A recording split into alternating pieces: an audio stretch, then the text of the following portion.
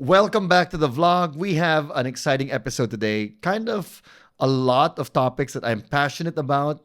Not as themed as the last episode, but we'll see. We're going to change the order around a bit. We'll start with a book, then a culture deep dive, then a song, and then finally the deep dive, the topical deep dive. For the book, I want to look at the Peter Principle. That's the book I have in my hand now by a man named Laurence J. Peter. This is a leadership book, a management book. It was published in 1969, so that's 55 years ago. And it's still around to this day. It's still being read. It's still being quoted by people. It's very influential. I've read about it before I even read the book itself.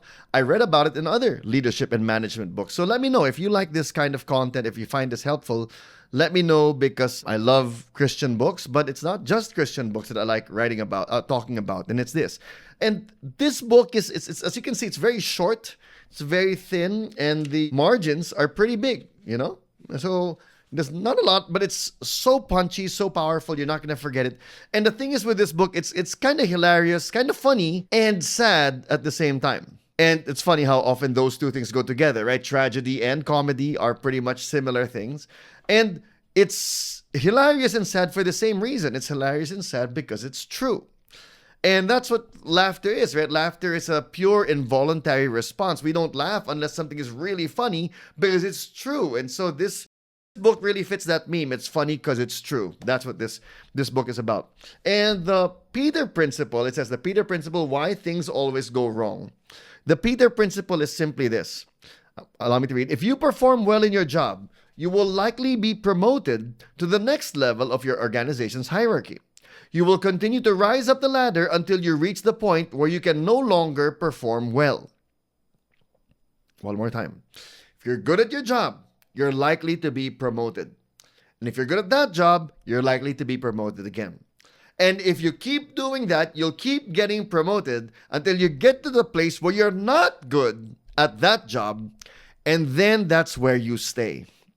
That's where people are loath or reluctant or slow in removing people in that position. We have seen this time and time again in all kinds of organizations. You're a good salesman, gets promoted to be head of a sales team. Maybe they're good head of they're the sales manager, but they didn't display the necessary skills to be a sales manager. So now they're there, and the boss above them is like, I'm embarrassed. I don't know how to admit I made a mistake in promoting you. I don't want to demote you. Meanwhile, his subordinates suffer because this is not a good manager. And that's why the title of this book is The Peter Principle, Why Things Always Go Wrong.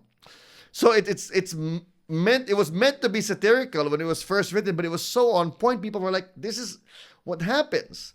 And so it looks at incompetence in every industry, in every part of society, government, education, businesses, nonprofits, because this rule of wanting to promote people who don't deserve to be promoted happens everywhere. And that's why things go wrong. Instead of letting this guy be good at this job, he got promoted. And then, if he's still good, then he gets promoted. We keep taking people out of jobs they're good at and giving them jobs that maybe they're not good at. And then when they prove to not be good at that job, instead of removing them just as quickly, we let them stay. Hoping things will change. That's why things don't work out. That's the whole point of the Peter Principle. You actually might not want to read it anymore after that, but it's kind of funny. Let me give you some of the quotes in the book. In a hierarchy, every employee tends to rise to his level of incompetence. Ouch. That's just the rule. If we're not thinking critically about what leadership requires, we will keep bringing people to the level of incompetence. Another one. As individuals, we tend to climb to our levels of incompetence. We behave as though up is better and more is better. And yet all around us, we see the tragic victims of this mindless escalation. Is up better? Is more better? No, better is better. What do we mean by better? Well, that's what we have to define. But not necessarily up and not necessarily more. So they describe this organization where everybody keeps being promoted to the level of incompetence. And he says, but how come we still see work getting done by some organizations? Well, Peter explains, he says, work is accomplished by those employees who have not yet reached their level of incompetence. So if you've ever worked in an organization and you're like, is everybody taking crazy pills, right? Or is it just me? Why is it that like I can see what's obvious, what needs to be done, and that these people who've been here longer don't seem to know that? Well, because you haven't yet reached your level of incompetence. You haven't reached the inertia of bureaucracy, the culture of that organization that chokes out productivity, that chokes out innovation or creative thinking. You're not there yet. Stay long enough, maybe you'll get there. In one of the more bleak sentences in this whole book, Peter says, sometimes I wonder whether the world is being run by smart people who are putting us on, or by or by imbeciles who really mean it. Is the world really being run by smart people who are fooling everybody, or by imbeciles who really think this is the way to go? Have you ever asked that? Maybe you've looked at this, you were being served by this government office and you're like, is this, talaga naisip nila na ito yung tamang paraan, na ito talaga yung pinaka-efficient na paraan para magawa talaga to? Ano ba to? Are they malicious, evil people behind this thing? Or are they just, they're sincerely wrong, but really sincere about the way they're going about doing things? The book also gives quotes that really it questions assumptions that many of us maybe have swallowed. One of them is this: good followers do not become good leaders. Now, how many times have we heard that? How many times have you and I heard, if you want to be a leader, then you should be a good follower first? Those are different skills. Those are totally different skills. Someone who is able to follow does not mean that person knows how to lead. Maybe there's some overlap. There's some overlap with the skills of being a follower and being a leader, but it's not the same thing. So, which is it? A good leader is what makes a good leader. Here's another quote. He says, one reason so many employees are incompetent is that the skills required to get a job often have nothing to do with what is required to do the job itself. How did you get that job? How did that person get that job? Now, can that person do the job? Totally different set of skills, right? Let's be honest. Some people get the job because they're close to the boss. Some people get the job, because of nepotism or cronyism that way. Governments do this, nonprofits do this, businesses do this. So the skill of getting the job doesn't, prepare you to do that job. For example, he quotes here, the skills required to run a great political campaign have little to do with the skills required to govern. And I think that's one of the great failures of democracy, where the skills of getting popular votes, of winning people over, is run through fake news and sensationalist articles. There's no question of, is this person really good for the job? Can this person lead a meeting? Does this person have the courage to do the right thing? We don't know that. And we haven't tested that.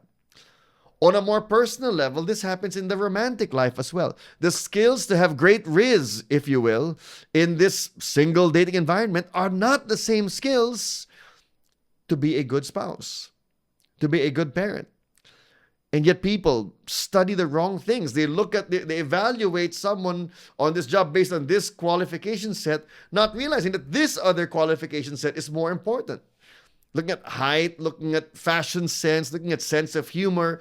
Okay, where's the kindness, forgiveness, patience, long-suffering, faith in God? That's what really matters.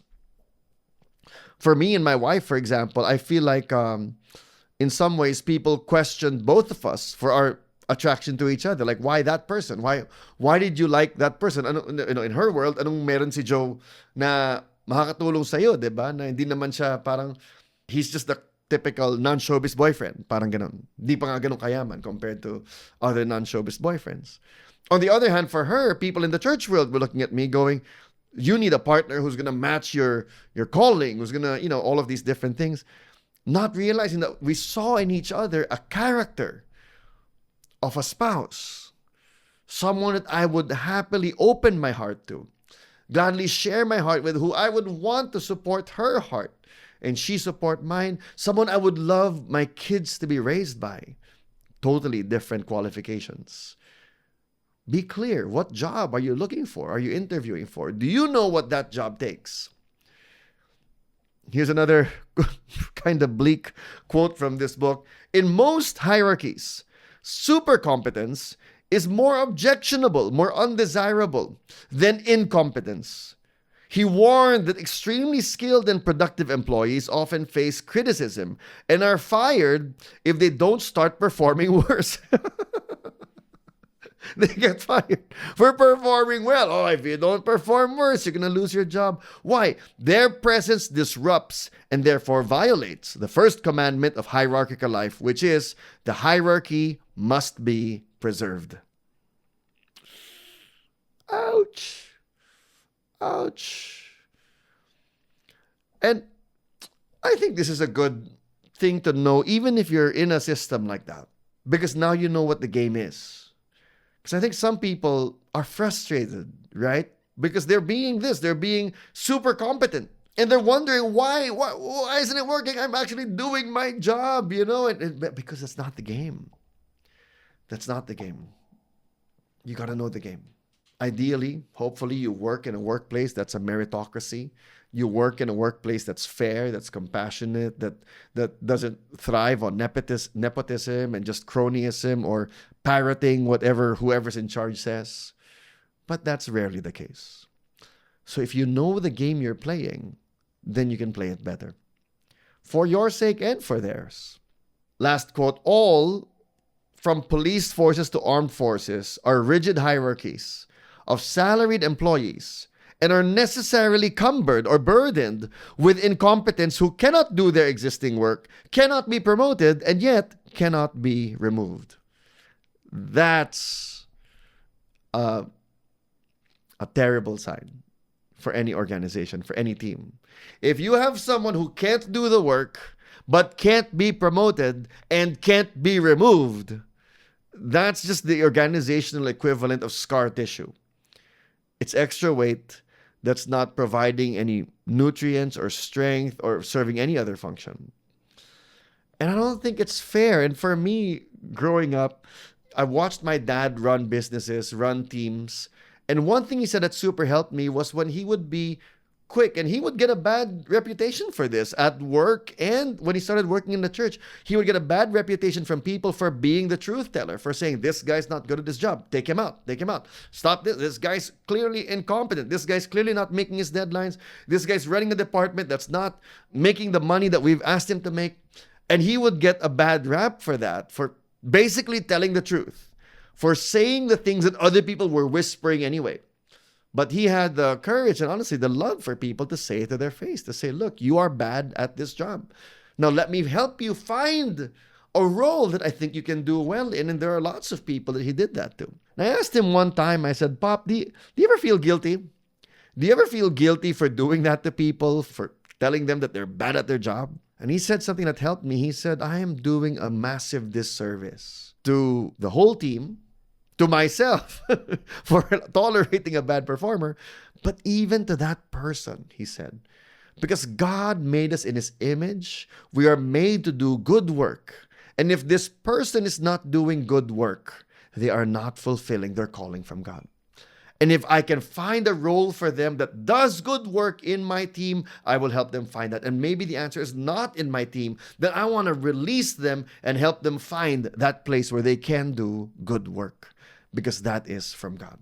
This idea in the Peter principle of a super hierarchy where you can't do the work, but you can't get promoted and you can't get demoted, that's not right. That's not being loving. And so that's what the Peter principle is about. So what's the solution? I know it's been pretty negative. If incompetence is so rampant, then what's the solution here? 3 thoughts I have, though I really still think you can read the book. It's still fun. Just remember he's being sarcastic, okay? But 3 thoughts I have to help with this is, number 1, promotion is not always a good thing. Promotion is not always a good thing. For companies and organizations, just remember, promotion doesn't have to be the reward for everything. If someone's doing a good job, Tell them, hey, good job. Just pay them more. But you don't need to promote them unless you've proven that they can handle the work in that new job. For individuals, same thing with you. Don't assume that just because you're being promoted, that that's a good thing. I mean, there's the false promotions, right? Where you supposedly get promoted, you might have some kind of meaningless title, but it's still the same pay. That's bad. Or even worse, it's promotion now, but less pay. Diba? That's even worse. I mean, that's really dumb to accept that. I know because I've experienced that. Here's a quote from the book. The person who's going through this promotion, he must examine his objectives and see that true progress is achieved through moving forward to a better way of life rather than upward to total life incompetence. In other words, what's your plan for yourself? What is your vision for your life? Not just your rising in the ranks in this organization, your life, right? Like your health, your family, your friends, the hobbies you want to have, the impact you want to have in the world, the kind of sense of self and sense of God you want to have. That's what you should be deciding based on, not just the org chart career path people lay out for you. If that org chart career path fits what God's telling you to do, what's the plan for your overall life, then great. If it doesn't, then you don't need to feel like you have to take it, because not every promotion is a good thing. Second thing is to reevaluate our understanding and basis for the word leadership. What do we mean by leader? And actually this book, The Peter Principle, while written in 1969, like I said earlier, helps so many other books. A couple of them that were written in the 2000s is a couple of books by this leadership author, Ram Charan, and he wrote the book Leaders at All Levels and The Leadership Pipeline. And both these books make the same case, that a leader, you need to know, like skills at level 1 aren't the same as skills at level 2. There are new skills. And so you need to ask yourself, just because they're good at level 1, doesn't make them good for level 2. What does level 2 need? Then you test that in level 1. Too often what happens here is people will reward just because they were the most senior, the longest serving. Oh, now they deserve leadership. Not necessarily true. That's not necessarily true. That's like saying the person who's been sitting in the taxi the longest or in the jeep the longest should drive the jeep when the driver goes to the restroom. What? That doesn't make sense. The driver, the one who's good at driving, should drive. Whether they've been there a long time or not a long time, the best one. And why is this so hard for us? And this is where I think as Christians, where management and leadership and business thinking and corporatism has infiltrated our sense of the Bible. Because think about how often in church people talk about leader this, leader. Depending on what church culture you're in, you might have heard it a lot. You might have heard about being a leader just as much as you heard about being a follower of Jesus. If anything, it might have been more elevated, where people said, yeah, you're a Christian, but are you a leader? And being a leader is now suddenly this high and lofty position that people want, however people define that word leader. Remember when Jesus sent his disciples out and they came back and they said, Lord, even the demons submit to us in your name. Jesus said, don't rejoice about that. Rejoice that your names are written in the Lamb's book of life. In other words, he's warning them about the high that comes from ministry, from effective work. And he's warning them, I get it. That's a rush. You like that. But that's not the most important thing. Sadly for us as Christians, we may have come into church cultures that make that the most important thing. I remember a situation years ago where my youth pastor asked me to accompany him to bear witness. He was going to confront someone who was volunteering with the young people. And it was found that he had been, sinning sexually with one of them. And we said, is this true? And I was like, early 20s, if not late teens. I was so like, oh, what's going on here? And I just remember the guy crying. And what he said was, I'm so sorry. Please don't take me out of the leadership team. And I remember thinking, that's the concern? And that's what happens with an idolizing of leadership. This person wasn't concerned that he had sinned against God as much as he was concerned about being removed from status. This person wasn't concerned about leading other people to sin. Jesus said, if you cause one of these little ones to sin, tie a stone around your neck and throw yourself into the sea, meaning dying that way is less scary than the judgment of God. And yet this person, that wasn't the greater judgment. The greater judgment would be being removed from leadership. This idolatry of leadership had gone into his heart already. Not everyone will be a leader as a believer. And that's fine. That's fine. That's a good thing. We shouldn't want to be leaders. We should want to do what God's called us to do. And if that includes leadership, great. If it doesn't, great. Let me give an example of how this leadership cult creeps into the church. We read Bible verses like Matthew 20:25-28. Jesus called them over and said, you know that the rulers of the Gentiles dominate them, and the men of high position exercise authority over them. It must not be like that among you. On the contrary, whoever wants to become great among you must be your servant. And whoever wants to be first among you must be your slave. Just as the Son of Man did not come to be served, but to serve, and to give his life a ransom for many. Love these verses. And here's how I understood it for a while. And I realized this was wrong the more I read the Bible. I used to understand it this way because I heard people say this. If you want to be a leader, you serve first. And if you will serve, then, and you're faithful, then one day you can be a leader. And they use this verse as support for that. That's not what the verse says. The verse says, you know that the rulers, the leaders, dominate and exercise power. They're leading that way. But whoever wants to be great must be the servant. And here's what happens. We've taken that, see, the rulers dominate, exercise power. If you want to be great, we've made greatness equivalent with leadership. I don't think that's what the verse is saying. I think some people are called to lead because some people are called to lead. I think other people are called to follow because they're called to follow. And you can be great whether you're a leader or a follower, depending on how you serve. In other words, you could be a servant forever and never be a leader positionally and still be great. But see, the problem with us as believers, because we've let this cult of leadership mindset get into the church, is when someone is serving and serving and serving, we often feel compelled to reward them with leadership without testing if they really have the skills, the gift, the call to be a leader. And in so doing, we've just, propagated the Peter principle even more. Instead, what if we look at someone serving and we know that they are great in the eyes of God, that they are great in the kingdom? And we appreciate and we thank and we love and we honor that person in other ways, not necessarily with a promotion. Because being a leader doesn't make you a better person. Being a leader doesn't make you higher than anybody else. It's just a role to play. At the end of the day, if you're a believer, we're all just children of God. There is no status or organizational hierarchy that supersedes any of that. We need to rethink our view of leadership. Finally, back to the Peter principle, don't relinquish responsibility of your life to a hierarchy or an organization. Keep the initiative. Keep the agency. Make wise decisions.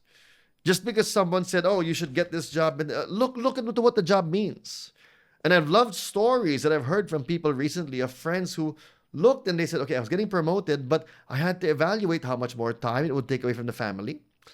Maybe there was a big salary increase, but then I realized people in that job. So I was talking to a friend recently. He said, I was getting promoted, but then I looked at my boss's life and I realized I don't want to live the way my boss lives. His boss was a single professional who didn't have a family. This is a man with a young family. And he said, I don't think he's going to understand the way I need to live with my young family. So I turned down the promotion. I took a bonus instead. And I'm looking for other options in case this doesn't turn out to be the ladder I want to climb for long term. That's great. Own your career. Own your future. Own what you're being called to do. Get a second opinion. Don't just do what everybody else is saying. Ask around. Ask people within the organization, outside the organization. And that's the way that you can beat the Peter Principle. So there, hope you like it. Go grab a copy. Yeah, Peter Principle by Laurence J. Peter. If this content helps you, then yeah, let us know. You can leave a like, a comment, subscribe, or share it with people who you think would benefit from it as well. If you want to continue this conversation, then I would love that. I'm enjoying the Telegram group we have and the ongoing discussions we have there. Here's the link on the screen, and it's also in the description. And finally, if you want to support this channel, there's a giving link at the bottom for Buy Me a Coffee. We would really appreciate it.